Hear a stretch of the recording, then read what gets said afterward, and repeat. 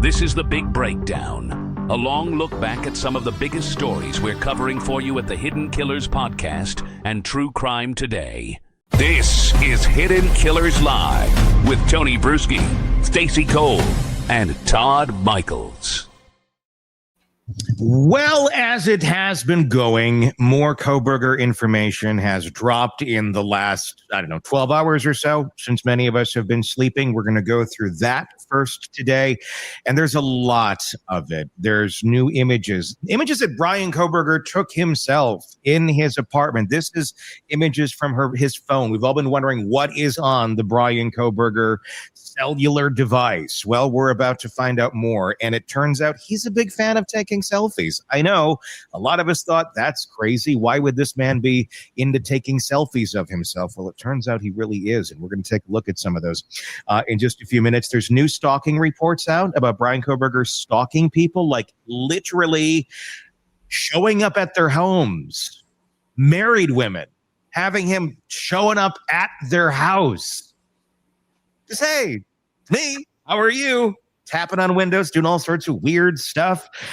It all lays into part of the bigger picture of Kohberger. We heard these stories about maybe tapping on windows around Moscow. This is going back way further. We're going to get into all of that. An Amish woman attempts to drown her family, takes out two members. We're going to get to that, and Siobhan Scott's going to join us as we're going to talk about the baby Emmanuel Haro case and Jake Haro, the evil monster father, and a system that allowed him to thrive, basically destroy the life of one little girl who will now live the rest of her life maimed because of him, in a system that allowed him to proceed. And then, of course, Emmanuel, he's gone. So a life extinguished. But there was a lot of ways to stop all of that. That's all coming up on today's Hidden Killers Live. First, we are going to begin with Bryan Kohberger, of course, arrested back in December of 22 for the murders of 4 University of Idaho students. The world's attention obviously froze to Moscow, Idaho at that time. Can you believe it? Almost 3 years ago now. We're coming up on the anniversary. 4 lives stolen, small town shattered, and a suspect who seemed almost out of place. An introverted PhD student in criminology. But as the case unfolded, investigators began finding a trail of behavior that pointed to something a little bit deeper. Signs that these crimes didn't come from out of nowhere. I want to talk about this for just a second. When we first saw the images of Bryan Kohberger, when we first heard about, this is the guy, did anyone have any inkling just how weird this man was going to be? I mean, we've seen all sorts of different killers over time, and they all certainly have their own unique qualities. But Kohberger, I don't know. I mean, what, Stacey? I mean, what's been your thoughts on this guy from the get-go? He gives me some really creepy vibes. Right now, I'm looking at his ass in a pair of Levi jeans. Stop. Spoiler alert. We're all got to get it somewhere. I mean, come on. Oh, goodness gracious. This guy he's thirsty for attention, is what I'm feeling from him, that he's not getting it somewhere. So he's going to go out and get it by whatever means he can. Or at least attempt to. That's yes, correct. Attempt to. In his own way, and then be very rejected and dejected, and then go back to his lair, basically, and then seemingly, figure out his plan of stalking. Well, most people would just go into a dating app and go, let's swipe right, let's swipe left. He's like literally at people's windows, like tapping and seeing if they're going to come and show up in that window that's not on a screen, but literally the one that he's staring through. There's something not right with this boy. I mean, really, we're summing it up. We know what he's about, but this is very troubling behavior. And these selfies, like I took a selfie of myself. My hair is a little different today. So I wanted to see how it would look on a screen. And then I deleted it. I didn't hold up a piece of paper like with the date on it, like, here's my name. And we'll see all these pictures shortly. So I'm I'm kind of floored by the whole thing. He's living in an alternate universe. He really is. Let's start taking a look. I mean, just start putting these photos up on the screen. And if you're watching on YouTube, you can see them. We have to start there. We'll start here. And if you're listening on the podcast platform, be sure to check out Hidden Killers with Tony Brueski on YouTube so you can watch this and you can see these photos. I mean, what was, Todd, when you saw this selfie, and you've been working with our graphics on all this stuff. So when you see the crazy, amazing, wonderful graphics we have now, you can thank Todd because he's doing all that behind the scenes. Yay. I had a reaction when I saw this. What was yours? I'm curious if it's similar. So one of the things I thought of was it almost looks like it's AI. Like, really, this is what you wanted. This is what you want. And okay, I want to back up just really briefly. Yeah. And that I'm not a pro burger, right? No. But, yeah, of course. Yeah. So take him out of the equation. Take the name Bryan Kohberger and everything we know about him out of the equation. People do take selfies, like Stacy said. Mm-hmm. And if you go on any social media, Instagram, there's a ton of people who do this stuff. Sure. Right? And most of them have the looks that probably are okay for that kind of thing. Mm-hmm. Bryan probably is on the creepy side with his body and all that. Mm-hmm. So I don't know how weird that is. I think the timing of when the photos were taken is weird. And then this one is something that will haunt my dreams forever. I'm getting everybody a coffee mug with this image on it. Yeah, because I sent a text when you sent this, and I'm like, oh my God, my eyes. And then I sent the friends emoji where Phoebe and Rachel are jumping up and down going, my eyes. Is that what it was? Yeah, I can't unsee this. I can never unsee what is on my screen right now. I don't know what is he trying? Is this trying to look silly? Is he trying to look spooky? Is he trying? I don't. Is this like just kind of one of those images where you're trying to get your face ready for a photo and you click it too early and it just captures, like a weird in between expression? I mean, if we were to take any of us today, right now, I mean, in the last 10 seconds, we could probably find some weird expression all of us have made if we go to a split second image, 1/60th of a second on a frame rate, and we're going to get something like this. So I'm wondering if this is that, or if this is the pose, if this is, the one he was going for this. It's weird. I don't know any other way to describe it. He's got his eyes kind of in a weird way. His mouth is open. He's got his yellow coffee stained teeth there. It's a weird smile. You got to see it to believe it, really. Then set it and forget it. The Ron Popeil. But no. He's taking selfies with his earbuds in. It's very weird.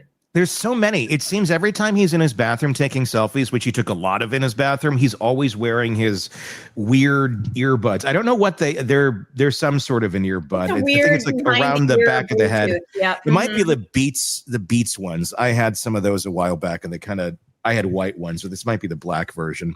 Let's see. There's others. Let's keep going through these photos here. Here he is looking emaciated, honestly.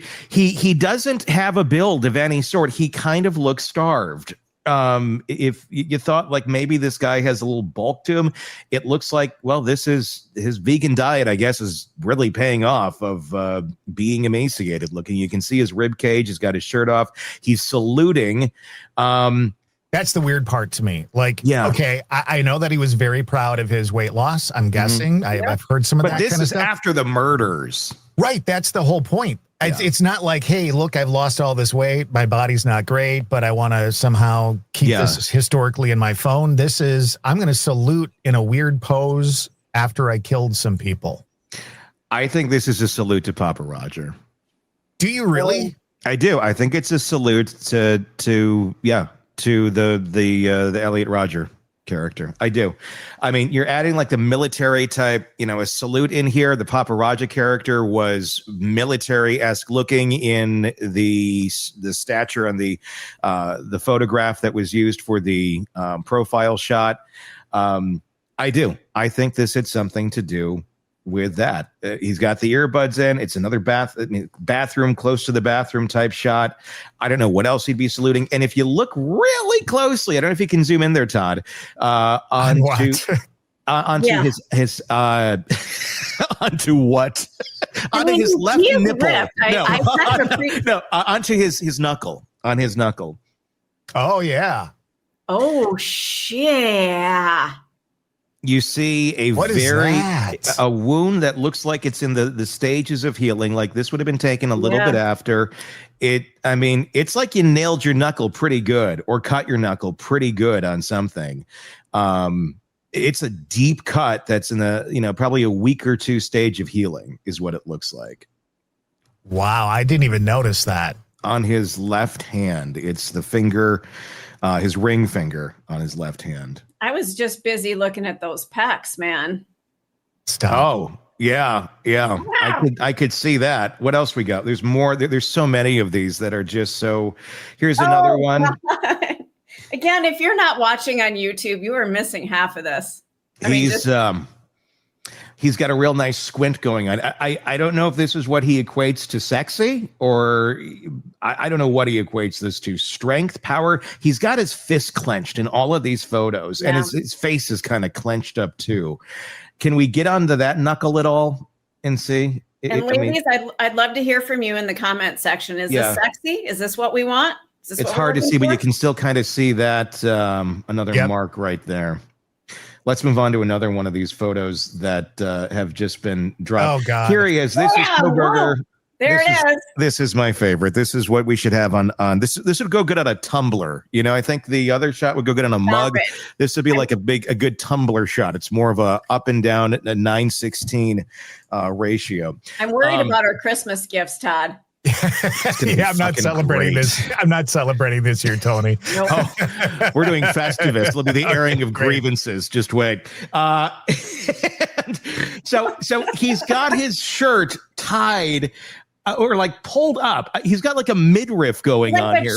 Like a chick would wear, like we tie our shirts at the bottom. We can't see the front of him, but it's like he tied his t-shirt up in a little, scrunchy thing at the front, pulled it up so he's like, it's like a belly shirt, and then he's wearing some jeans that, can you zoom in on the label? Are these like from TJ Maxx or something? No, those are new Levi's, I think. Are they new Levi's? It looks like I can't tell from the tag. That's definitely a Levi tag. It's a Levi. So he's wearing Levi's, admiring his lack of ass because it doesn't appear that he has one. I'm sorry. Ladies like a good ass. I've been told that before. Yeah, I know. It's a true statement. This show is traumatizing me big time today. The constant zooming in is really getting to me. I'm just making a list of the things that I'd like, and I've seen none of it. You're making a list of the things you like? Not of Bryan. Not of Kohberger. When you saw the pictures, let's get out the like list. Let's see if we can add some. Here he is again. This is, again, it's a muscle shot of his emaciated looking body. Got the headset in. Good in that picture. He looks good in that picture? No, he thinks he looks good. Oh, yeah. I mean, he thinks this is exactly where it's at. And I'm not body shaming. If that's what he wants to look like, that's great. But he is making out with himself in these photos. Hardcore. He is. That's probably really what's going on here, since he gets, no positive feedback from anyone because he's so creepy and puts everybody off. He basically has to self-soothe himself by doing things like, and it's good to do. I guess this is self-love for Bryan Kohberger. Well, in his own way, it's admiring himself, which is what narcissists do. Want more on this case and others? Then press subscribe now and don't miss a moment of true crime coverage from Tony Brueski and the Hidden Killers podcast. This is Hidden Killers Live with Tony Brueski, Stacey Cole, and Todd Michaels. Let's go and talk about Bryan Kohberger for a bit. In fact, we're going to take a little tour. This is probably the most horrific, like, homes.com tour you'll ever take, or just most unimpressive. I mean, if you were just to look at this apartment, it's more of like an apartment.com tour, and it's not. Just so you know, these are actual photos from the crime scene, or the evidence photos. Obviously, this apartment, not the crime scene. But we're going to take a look. A lot of these have been released over the last week or two. A lot of people have been buzzing about them. We're never going to go and tour the apartment or the home where the murders took place. We're not. But I am curious to take a look at the place where he called home, his nest, if you will. And Robin, I want to go to you and some of your picks first here, because I know you had picked out some specifically that stood out to you and you want to discuss. Let's go to the first one you have here. It looks like we have a birthday card standing in front of a flat screen TV, a little paneling on the wall there, and a lamp next to it. What stood out to you about this? All right, there's a few things with this birthday card. There's a couple different shots at it, and I think there's a later shot too of inside of it. So what stood out to me on this one was there's writing on it. Yep. Someone personalized this to him, and 11/21/22. Oh my God! So I'm sorry, I'm going to get a little personal here. And I saw that date. I was like, I looked at my wife, said, "Oh my God, you and Bryan Kohberger share the same birthday." Oh, yeah, no kidding, huh? Oh my God. Yeah, no kidding. But what's interesting to me was we had personalized writing in here, and my guess and conjecture is it's probably from the mom, and so I'm leaning in with that kind of conjecture that we have a birthday card from the mom, and everything we've seen in these little dribs on this card are as we're kind of seeing from what we're kind of getting from her. She is unconditionally supportive of him. And even in this, both of your egos. In other words, she's seeing a duplicity in him and she's highlighting it, not in a poke at you, hey, you need to work on this way, but hey, both are really good for you. Both, in other words, she does nothing but see the goodness in him. yeah. So that's the first. And also the other thing that stood out to me about this card, and when you take it in the context of the entire place, it is literally the only decoration Correct. there, which goes to when you look at. So also, we have to really take everything with context and sort of a grain of salt, because this apartment not just looks like an apartment of apartments I've seen before of psychopaths, because they're very empty of something that they identify with, because they're just empty shells, and so this apartment's a very empty shell with nothing but with maybe a little drab, a little data point of the mom there. But also, I mean, I have my kids, when they're in college, looking very much like this, so not a lot of decoration and stuff too. So I don't want to overplay that, that's an apartment of a psychopath. It could just be someone who's there for a shorter period of time that doesn't like having a lot of stuff to carry around and drag around.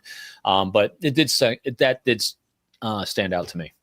Yeah, I mean, it's interesting. That card is very interesting. And I think there's a lot of insight to be gleaned on mom. I'm not saying anything negative about mom, but you're exactly right. She really only sees the good in him, which is not a horrible thing for a mom. But if that's the only person that Bryan had as someone to bounce, that would listen to him and absorb him and shoot anything back, that's loving. Critic part isn't there. Yeah, it's not. It's unbalanced. Yeah. And it's an interesting that card. There's he's riding a dinosaur and he's very, it's like, weird. So you're very proper, which he is in many ways. And then you're out of control, like this rage, ravenous dinosaur of rage. We know he's got rage issues. And so I think she chose that card very purposely.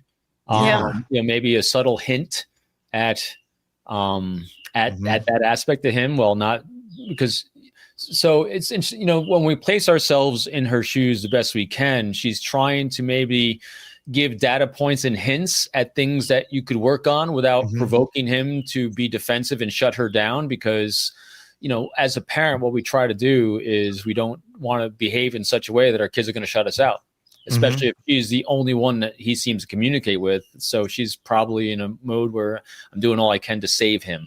Kind of like your dad is. And so, by doing something to shut him down, it's not going to be helpful. At the same time, can I lay a little thought in here, about the duality here of proper, Theodore Roosevelt of an intellectual. At the same time, you're riding your rage.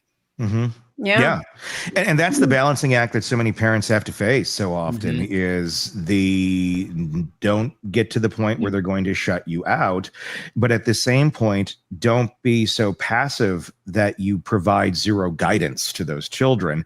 But at the same point, that's where the infrastructure needs to be built early on. So they're willing to take the information and listen to it and grow with it and take it in ways that they will absorb it and not have an instinct to run away. But I get it. In some situations like this, where you have a Kohberger and you got a brain that's broken and that's simply the way it's going to work, I can see where if you fear that your child could be capable of doing something horrible and you are the only line of defense between them and doing that, you're in a really tough place because you can't just call the cops and say, I think my kid might be capable of doing horrible shit. He's never done it yet, but here's what I think. Nothing's going to happen. And then if you are pushed out and you are blocked away, then guess what? Society is all that's left between you and your kid. She's writing hope. Yeah. And I think there's a lot of that. And I think that's why it is important, especially when we are looking at prosecuting parents for the school shooting stuff. Plenty that's certainly needed. If you're buying your disturbed kid weapons, you need to go away too for the rest of your life. Yep. There's no ifs, ands, or buts. You're an idiot, and you're a good chunk of the reason your kid did what they did. But if you have if you can show your track record of like, I have a ton of empathy for the parents that are just, you got a broken brain over there. So I mean, I keep thinking about this card. I mean, just think about how prophetic that is, that the mother was able to identify, again, if it's the mom that sent it, was I able to identify him writing his rage. And so if you look at the dinosaur represents our reptilian brain, and the reptilian brain is our non-cognitive, non-thinking brain. And that's exactly what that card is symbolized. It's such a symbolic thing because that's exactly what he wound up doing. He was in such a fit of rage when he went and murdered those children that he was writing his rage. Yeah. It's funny. And that's the thing he has on display in his apartment. It's crazy. Isn't it creepy? Yeah. I mean, when you look at him, I mean, he looks like an autistic lizard. I mean, when you talk to him, goodness, he does. I mean, he operates in such a reptilian way. He really does. 100%. And I think there's a lot of weird things connected in that card. And I don't think his mom thought that deep on getting it. I'm sure it was just in the Walgreens, like, which one should I get him? Oh, little Bryan liked dinosaurs when he was little. But it may have resonated with her. Something might have clicked that this is the perfect card for my boy. And maybe she didn't know why, but it just jumped off the It's exactly him though. You know, he's trying to be the professor, but he's got this massive rage issue, which was part of his life arc that everyone kept talking about. And we saw with 77 stab wounds, that is not someone who's being meticulous and thoughtful. This is someone who's in a fit of rage because something didn't go the way he wanted or was planning on it going. So he lost his shit. Yeah. You know, so and that card shows someone trying to control their shit. That's the most insightful look at this card that I've heard from anyone yet, Robin. That was good. Boom. Yeah. Boom. You get the viral moment of the day. Everybody's rage. Yeah, people are going to be talking about your take on that card because that is a very interesting take. I agree. What's another one that you had picked out from the home choice here? So let's keep on the card one more time. I feel bad. I'm gonna make Todd jump around. So if we look at the inside of the card, that is, I wrote these things down too. There it is. Look at that. Okay, so look at that smiley face on the inside of the card, right? Mm-hmm. Now go to photo 644. So look at that smiley face. See the horizontal, vertical eyes? Yeah. Look at the outside of the office door. It's the same eyes. So this just is more confirmation bias of that's Bryan Kohberger's office. I'm not sure who wrote that on his office door, but isn't it interesting that it actually mirrors exactly the only other thing he saw of a sign of endearment from someone about how to show kindness, show that I'm open, show that I'm there. So it was just interesting to me. And the smiley face, the edge of the mouth is a little bit differently, but I saw the eyes, the vertical eyes being very similar. So again, Bryan has shown, or Kohberger or BK, whatever we want to call him, so not humanize him, has shown that he is nothing but a copycat. And so there's just another example of him trying to be a copycat in an area that he had zero skill, and that is to try to make a welcoming place. Yeah. If he wrote that, if he did the hello. Again, pure conjecture. It doesn't That's not his writing. Hello is not his writing. No. What I want, here's another take on it. If it's not him, it's somebody that knew just how off-putting Bryan Kohberger was, and he did share this office with another person. He shared it with a woman who has, I don't know, she was going to testify, but she had some of her testimony or her accounts of Bryan have come out in this, and they did, they got along somewhat more than him and most other people. But I do wonder if she put that there because she knew Bryan was so off-putting that it was like, I got to put a little extra, carrot on a stick out here for people to come in. Say help. Yeah, well, exactly. Yeah, I mean, maybe that was like that. It should have said help, but it said hello, more like welcome. Come on in, please. Don't keep me alone in this room with this creepy man. I could see that being that as well. Or I see the vertical eyes as the link. So maybe he had that card and brought it to work to show her that someone actually did care for her. I don't. I just saw it in an unusual way for eyes to be drawn that I don't see all the time. And I saw the link between the two, so that's what drew me to it. I could see it. I mean, it's something to it. Maybe not. It's hard to know. It is, but it does make you think a little bit. What other ones? Riding the rage. What other pieces have stood out to you here so far?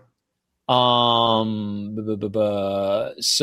the only other thing that really stood out, because everything kind of blended together as just being very kind of typical. The thing that was both Rigos, 210, photo 210 was, I thought the comment on here was pretty telling as well. And this is at the bottom, only answer the question asked. So his writing style, again, there's so many photos and so much. Let me ask you quick. Is this a critic? The part that's in handwriting here, is this from his professor criticizing his writing, or is this a paper he's grading and it's his writing? That's what I was wondering too. I don't know. It was hard to tell. So I'm thinking. So here's how I took it. I took it as it's not his handwriting. So I'm guessing it's. And then I think the paper itself earlier said Bryan Kohberger. Yeah, I think it's a paper he wrote, and I found the answer. It down there is being very telling of him, and that is answer the question asked. So he writes and shares information to pontificate, to display his intelligence, because when he doesn't know something, he'll just keep doubling down on, I'll overwhelm them with information. This goes to what I keep saying, and a lot of people keep saying, is that he's not intelligent. He just has a lot of words. He fixates on things. And so this is an example, I think, of him just fixating and not answering a question that's being asked because he knows better than the professor is actually asking the question. Here's what you really meant to ask, and I'm going to give you this. So I found that just kind of just another just data point, telltale sign of what he tends to do is overshare information that wasn't even asked. Wouldn't you love to see a paper of his that he put notes on? Because after seeing the way he wrote out that stuff in prison and how illegible and horrible looking that was, I mean, this looks like a professor's that graded this on for him.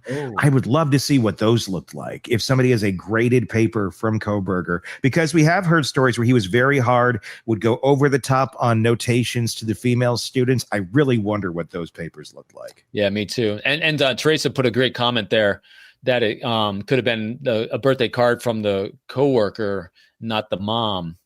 Boy, that'd be interesting. That's true, because that would be the similar. Similar smile. I'm pretty sure that was the one from the mom. I could be wrong. I could very. I'll tell you, if that was actually, if he put it on display at home, that would be pretty incongruent, actually. But it would be interesting if he put it on display at home, a birthday card from his coworker. Was there another card from mom in that? I didn't see another card. I didn't see another card either in the whole mix. So I could be wrong, and I know that one of the cards was from mom.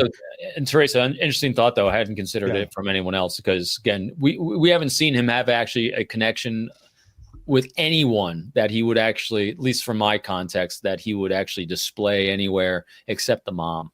Yeah. Any other pieces from the Kohberger home tour that stood out to you, Robin? No, because the whole thing just kind of blended together for me. Everything I saw was what you didn't see. What you didn't see was personality. What you didn't see was anything except taking care of business, and his business was study. That was it, 100%. That's all that I saw. Let me ask you about this: the utter amount of disarray in the home. I mean, it was a messy house. I mean, and we've been thinking about this guy as very rigid, very OCD, we've heard his diagnoses and all that, but there was portions of it was very empty. I mean, it looked like basically like you were staying there for a week, not like you were living there. But there was some really messy spots where it's just piles of stuff. I mean, it looked more like an average, I guess, space where a late teen, early 20 college male might be staying that has no interests and rarely comes home. Yeah. So, and thanks for reminding me of that, Tony. So our good friend Jennifer Coffindeffer really pointed out that, this is not the apartment of someone with OCD. Mm-hmm. So my thought process of him being OCD, definitely not that. But at the same time, though, both my kids have way messier places than that was. So I didn't find it true. Really out of a norm for someone living by themselves. Mm-hmm. It was kind of congruent. But what really struck me, though, which I think goes to his planning, disorganized. Mm-hmm. I mean, it really, he will fixate on one thing and do that one thing really, really well, like cleaning up after himself after he, committed these horrible murders, which is like the only thing he did well. But everything else was complete chaos because you saw from the apartment, there wasn't a lot of structure and order to what he was doing. It was kind of all over the place, and his brain, just a chaotic brain. So chaotic brain, chaotic place. There was no organization to how he had his books, to how his papers were stacked. There's no organization to it. It was all there, but it was shotgunned. And so that's what really struck me as well, which kind of gives the same data points of how he did what he did. He had an idea of what he was going to do. It didn't play out the way he thought it was going to play out and went into chaos. He does have OCD, though. I mean, that is part of the diagnosis. He's autism level 1, OCD, ADHD, and ARFID. What's it? I mean, it's not usually something you turn on and off. That's right. That's the weird thing about Kohberger. Or is he mimicking someone with OCD? Yeah, everything with him's a mimic. Everything's a copycat. There's not one original thing coming out of him. I don't. Maybe his breathing. the ARFID, that's the one about the food where it's he has difficulty eating out of pans that have cooked meat and all that sort of insanity. Yeah. I wonder where that one came. I mean, I know like a lot of his friends have said that kind of came in when he lost all that weight when he was a teenager. But I wonder what the influence was. What was it that struck him that said, it's a good idea that I only eat meat from a pan that's only cooked or only eat vegetables from a pan that's never touched meat? Where did that idiosyncrasy come in and say this must be the best way to do it? I think to me it just gave him a different thing to fixate on. And so he was getting some sort of emotional stimulation from it. He's probably being emotionally rewarded for losing weight. So it actually, it was self-perpetuating feedback loop on it. Just why I think he got into criminal justice, because he had that one professor, Ramsland, who said, hey, you might be halfway good at this. Oh, really? I'm all in. So I think when we get rewarded for something at an early developmental age, and we have loving critics like his dad trying to shift from meth to healthy eating, I mean, that could probably do it. Yeah. What a weird conundrum. I've studied animal welfare and behavior in my graduate studies, and people who tend to be vegetarians, it's yes, for health reasons, but a lot of it is for empathy for animals. So to see this man fixated on, I cannot eat meat. And one of the pictures that I wanted to highlight was a Safeway receipt. where he spent, was it like $20 some on fake meat product? Right. I mean, he's really leaning into the vegetarian lifestyle. Mm-hmm. And yet look at what he did to living creatures. It's just this weird paradox of what the fuck did he do? Yeah. Well, it wasn't because he loved animals. Nope. I think it's a fad. I think it's a fixation, because he fixates. He fixated on criminal justice. He fixated on these serial killers. And so I literally just think his vegetarianism is fixation. I don't think it's anything more than just his broken brain trying to do something that stimulates it in some way. Then he fixated on fake meat and said, I wonder what all the fake meat tastes like. Yeah. Although I've done that before at the store. He was getting positive attention for losing weight. And so it came down to that. Want more on this case and others? Then press subscribe now and don't miss a moment of true crime coverage from Tony Brueski and the Hidden Killers podcast.